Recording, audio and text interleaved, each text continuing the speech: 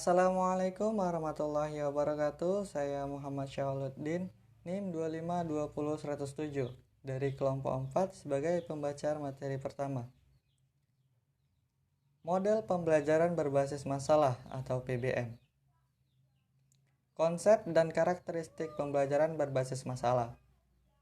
Dilihat dari konteks perbaikan kualitas pendidikan, maka model pembelajaran berbasis masalah merupakan model pembelajaran yang dapat digunakan untuk memperbaiki sistem pembelajaran.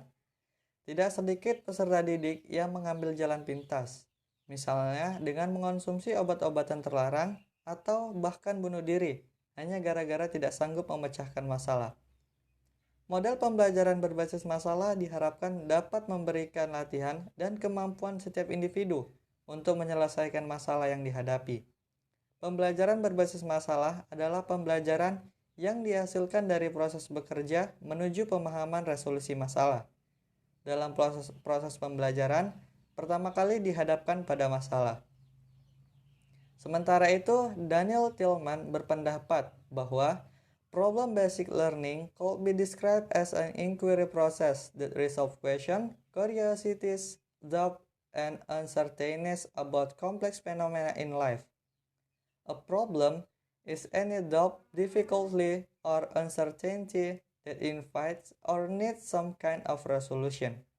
Pembelajaran berbasis masalah dapat digambarkan sebagai sebuah proses inquiry yang menyelesaikan pertanyaan, keingintahuan, keraguan, dan ketidakpastian tentang fenomena yang kompleks dalam kehidupan.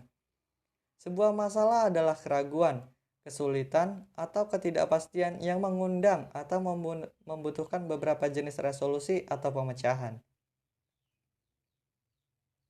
Jadi, pembelajaran berbasis masalah atau PBM atau Problem Basic Learning adalah suatu model pembelajaran yang menggunakan masalah dunia nyata sebagai suatu konteks bagi peserta didik untuk belajar tentang cara berpikir kritis dan keterampilan pemecahan masalah, serta untuk memperoleh pengetahuan dan konsep yang esensial dari materi pelajaran. Model pembelajaran ini juga mengacu pada model pembelajaran yang lain, seperti pembelajaran yang berdasarkan proyek atau project-based interaction, pembelajaran berdasarkan pengalaman atau experience-based instruction, belajar autentik atau authentic learning, dan pembelajaran bermakna atau anchor instruction. Pada penerapan model pembelajaran berbasis masalah, guru berperan untuk mengajukan permasalahan atau pertanyaan, memberikan dorongan, motivasi, menyediakan bahan ajar dan fasilitas yang diperlukan. Selain itu, guru memberikan scaffolding berupa dukungan dalam upaya meningkatkan kemampuan inquiry dan perkembangan intelektual peserta didik. Kemudian karakteristik pembelajaran berbasis masalah. Yang pertama, permasalahan menjadi starting point dalam belajar. Artinya, dalam pembelajaran berbasis masalah ini, masalah adalah menjadi suatu pembelajaran. Yang kedua, permasalahan yang diangkat adalah permasalahan yang ada di dunia nyata yang tidak terstruktur. Maksudnya, permasalahan itu benar-benar terjadi di dunia ini. Yang ketiga, permasalahan membutuhkan perspektif ganda atau dapat dilihat dari berbagai perspektif. Yang keempat, permasalahan menantang pengetahuan yang dimiliki oleh siswa, sikap, dan kompetensi yang kemudian membutuhkan identifikasi, kebutuhan belajar, dan bidang baru dalam belajar. Yang kelima, belajar pengarahan diri menjadi hal yang utama. Yang keenam, pemanfaatan sumber pengetahuan yang beragam, penggunaannya, dan evaluasi sumber informasi merupakan proses yang esensial dalam pembelajaran berbasis masalah. Yang ketujuh, belajar adalah kolaboratif, komunikatif, dan kooperatif. Yang kedelapan, pengembangan keterampilan inquiry dan pemecahan masalah sama pentingnya dengan penguasaan isi pengetahuan untuk mencari solusi dari sebuah permasalahan. Yang kesembilan, keterbukaan proses dalam pembelajaran berbasis masalah meliputi sintesis dan integrasi dari sebuah pembelajar.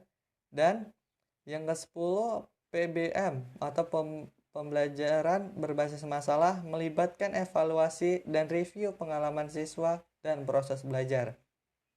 Mungkin sekian dari saya. Materi selanjutnya akan dijelaskan oleh teman saya. Saya akhiri. Assalamualaikum warahmatullahi wabarakatuh. Assalamualaikum warahmatullahi wabarakatuh. Perkenalkan, nama saya Khadijatul Kubro dengan NIM 2520108. Baiklah, di sini saya akan melanjutkan materi kami yang kelompok 3, yaitu tentang peran guru dalam pembelajaran berbasis masalah atau PMB. Guru harus menggunakan proses pembelajaran yang akan menggerakkan siswa menuju kemandirian, kehidupan yang lebih luas, dan belajar sepanjang hayat. Lingkungan belajar yang dibangun guru harus mendorong cara berpikir reflektif, evaluasi, kritis, dan cara berpikir yang berdaya guna. Peran guru dalam PMB berbeda dengan peran guru di dalam kelas. Guru dalam PMB tentu terus berpikir tentang beberapa hal, yaitu yang pertama, bagaimana dapat merancang dan menggunakan permasalahan yang ada di dunia nyata, sehingga siswa dapat menguasai hasil belajar. Yang kedua, bagaimana bisa menjadi pelatih siswa dalam proses pemecahan masalah, pengarahan diri, dan belajar dengan teman sebaya. Yang ketiga, dan bagaimana siswa memandang diri mereka sendiri sebagai pemecah masalah yang aktif. Guru dalam pembelajaran berbasis masalah juga memusatkan perhatiannya pada memfasilitasi proses PMB, mengubah cara berpikir, mengembangkan keterampilan inquiry, menggunakan pembelajaran yang kooperatif. Yang kedua, melatih siswa tentang strategi pemecahan masalah, pemberian alasan yang mendalam, metakognisi, berpikir kritis, dan berpikir secara sistem. Dan yang terakhir, menjadi perantara proses penguasaan informasi, meneliti lingkungan informasi, mengakses sumber informasi yang beragam, dan mengadakan koneksi.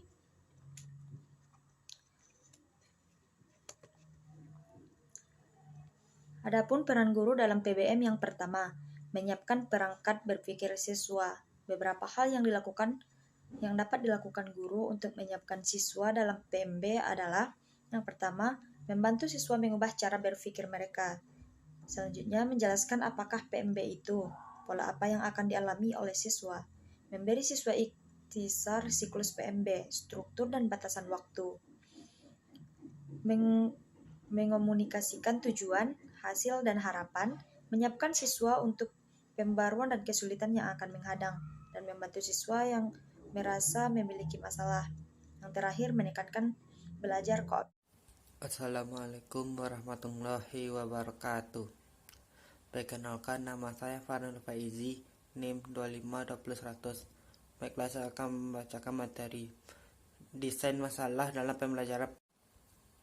Akar desain masalah. Desain masalah adalah masalah yang real berupa kenyataan hidup, seperti halnya penguasaan terhadap pemesinan dalam rangka menghadapi tuntutan perkembangan industri. Pendidikan dan pelatihan para guru harus mampu menunjukkan bagaimana menangani situasi real dalam dunia pendidikan. Bahkan terdapat kesenjangan antara teori dengan praktik dalam pendidikan. Menurut Michael Hicks, ada 4 hal yang harus diperhatikan ketika membicarakan masalah, yaitu memahami masalah, kita tidak tahu bagaimana memecahkan masalah tersebut, adanya keinginan memecahkan masalah, dan adanya keyakinan mampu memecahkan masalah tersebut. Dalam pembelajaran berbasis masalah, sebuah masalah yang dikemukakan kepada siswa harus dapat membangkitkan pemahaman siswa terhadap masalah, sebuah kesadaran akan adanya kesenjangan pengetahuan, keinginan memecahkan masalah dan adanya persepsi bahwa mereka mampu memecahkan masalah tersebut. B. Menentukan tujuan pembelajaran berbasis masalah. Pembelajaran berbasis masalah adalah sebuah cara memanfaatkan masalah untuk menimbulkan motivasi belajar. Suksesnya pelaksanaan pembelajaran berbasis masalah sangat bergantung pada seleksi, desain, dan pengembangan masalah. Bagaimanapun juga, pertama-tama perlu memperkenalkan pembelajaran berbasis masalah pada kurikulum atau berpikir tentang jenis masalah yang digunakan. Hal penting adalah menentukan tujuan yang ingin dicapai dalam penggunaan pembelajaran berbasis masalah. Tujuan pembelajaran berbasis masalah adalah penguasaan isi belajar dari disiplin heuristik dan pengembangan keterampilan pemecahan masalah. Pembelajaran berbasis masalah juga berhubungan dengan belajar tentang kehidupan yang lebih luas, keterampilan memaknai informasi, kolaboratif dan belajar tim, dan keterampilan berpikir Desain masalah. Pada dasarnya, kompleks masalah yang dihadapi sangat tergantung pada latar belakang dan profil para siswa. Desain masalah memiliki ciri-ciri, karakteristik, masalah nyata dalam kehidupan, adanya relevansi dengan kurikulum, tingkat kesulitan dan tingkat kompleksitas masalah. Masalah memiliki kaitan dengan berbagai disiplin ilmu, keterbukaan masalah sebagai produk akhir. Konteks masalah tidak terstruktur, menentang, memotivasi, memiliki elemen baru. Sumber dan lingkungan belajar. Masalah dapat memberikan dorongan untuk dikerjakan secara kolaboratif, independen untuk bekerja sama, adanya bimbingan dalam proses pemecahan masalah dan menggunakan adanya sumber informasi dan hal-hal yang diperlukan dalam proses pemecahan masalah. Presentasi, penggunaan skenario masalah, penggunaan video klip, audio, jurnal. Itulah yang dapat saya sampaikan. Billahi taufiq wal hidayah. Assalamualaikum warahmatullahi wabarakatuh.